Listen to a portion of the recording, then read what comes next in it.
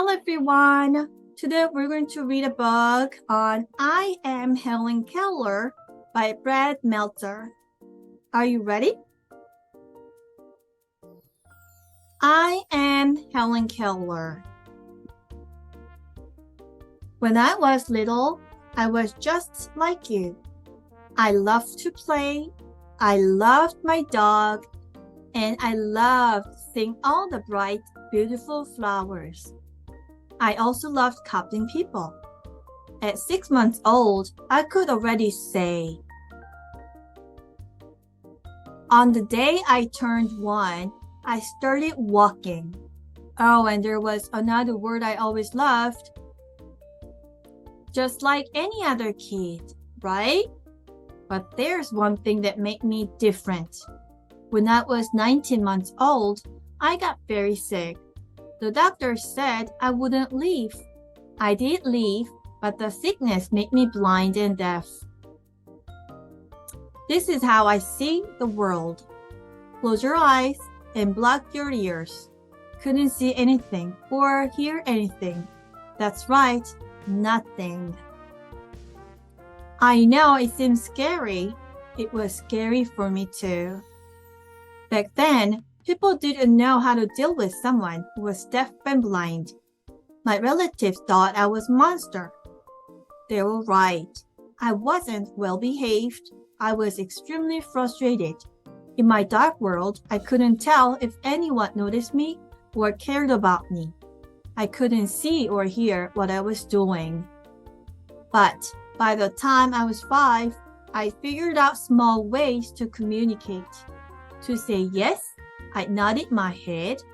For no, I shook it from side to side. To say father, I motioned to put on his glasses. For mother, I rested on my hand on my face. For my baby sister, I did this. And when I shivered like I was cold, it really meant.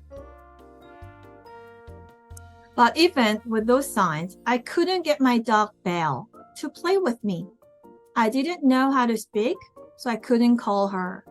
I just wanted to play with my dog. The saddest part was I got used to a dark and silent world. People told my parents to give up on me, that I'd never be good at anything. They didn't listen though. After reading about another blind and deaf girl, my parents found something they hadn't had since I gotten sick. Hope. We all do. Everyone needs a teacher. Still, I had no idea what the world was about to bring me. I never had a more important day. I was 6 years old. From the way my mother was hurrying, I knew something big was coming. I stood on the porch, waiting and feeling the sun on my face. Someone approached. I could feel footsteps. I reached out, thinking it was my mother. She pulled me into her arms. Her name was Anne Sullivan. She's the teacher who changed my life. In one of her first lessons, she gave me a toy doll. After letting me play with it, she spelled the word DOLL into the palm of my hand. I could feel them, but I didn't know what letters or words were or how they worked. It didn't stop Miss Sullivan. One day, we were arguing and she was trying to teach me the words mug and water. I got so upset, I took my new doll and smashed it on the ground. I got angry a lot back then. It was so hard for me. I was frustrated. Never losing her patience, my teacher took me outside. At a nearby spout, she put my hand under the running water. In my other hand, she spelled the word WATER, water. Then she spelled it again, and again, and again, and again, and again. I understood. From there, I realized that everything had a name. Every object I touched seemed to burst to life. And now, when I wrote words in my teacher's hand, I had someone who could understand me. When you are learning something new, it's often hard. I started with words. My vocabulary grew fast. Eventually, I learned the meaning of the word love. I had given my teacher some flowers, so she spelled into my hand. Confused, I asked her. It is here, she spelled while tapping at my heart. I was still confused. It was hard to understand something I couldn't touch. It made no sense. Why couldn't my teacher show me love? But then she explained. You can't touch clouds, but you can feel rain and know how happy flowers are to get watered. That is how love is.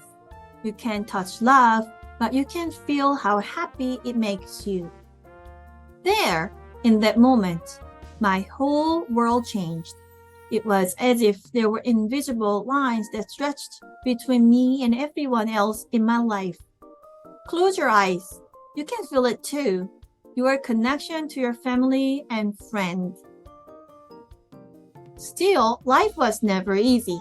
Without sight, I couldn't see people's faces. Without sound, I couldn't hear their voices.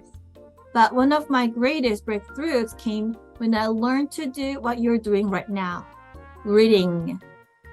To practice, I'd match each word with its object and make sentences. This was my favorite game. We played it for hours. See if you can find the sentence. Girl is in wardrobe. From there, I started reading real books, just like you. The only difference was my books were in Braille, which is a series of raised dots that you read with your fingers. In a print book, the dots would feel bumpy. They spell my name Helen. Wanna read your name in Braille? Here's the alphabet. To make reading even more fun, my teacher took me outside. She knew I loved feeling the sun on my face and smelling the pine needles. I read my books so many times I wore down the raised dots. There were the Arabian Nights, Robinson Crusoe, and one of my favorites, Little Women. In those pages, I met brave boys and girls who could hear and see. One of Miss Sullivan's best lessons came when she showed me how plants grow. When I was 9 years old, I wanted to learn how to speak. Even Miss Sullivan was worried about teaching me. She thought I'd get frustrated, but nothing would stop me now. To help me, Miss Sullivan took me to a teacher named Sarah Fuller, who would put my hand to her face and let me feel her tongue and lips as she made each sound. In an hour, I learned the letters M, P, A, S, T, and I. Now, I could call my dog and she'd come to me. At my 7th lesson, I spoke this sentence, the one sentence that I repeat over and over. I am not dumb now. As I got older, I didn't just learn to speak English. I learned French and German. For college, I wanted to go to Radcliffe at Harvard University. At Harvard, most of my books weren't available in Braille, so Miss Sullivan spelled out many of the textbooks in my hand. That's how much I loved learning, and that's how patient and selfless Miss Sullivan was. I became the first deaf and blind person to earn a college degree. I wouldn't be the last. As I grew older, I wrote 14 books and visited 39 countries.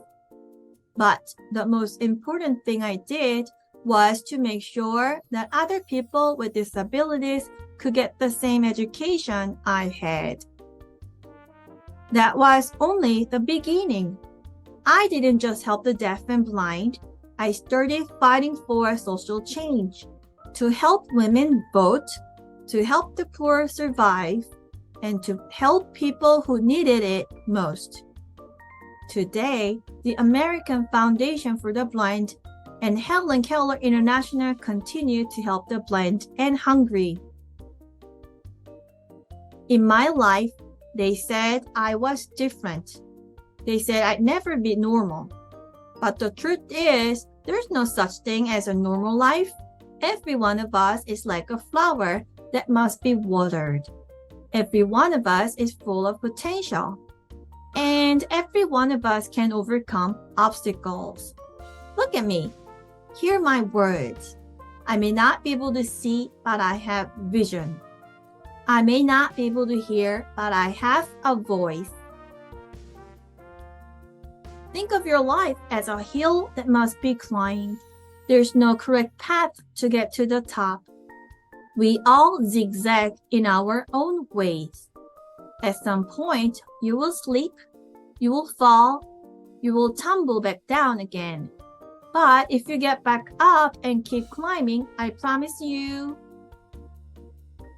you will reach the top.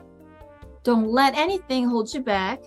Our lives are what we make of them. There will always be obstacles, but there will always be ways around them. I am Helen Keller, and I won't let anything stop me. Oh, and one last thing. Go say thank you to that teacher who helped you when you needed it most. All right, this is it, everyone. I hope you liked it. Bye-bye.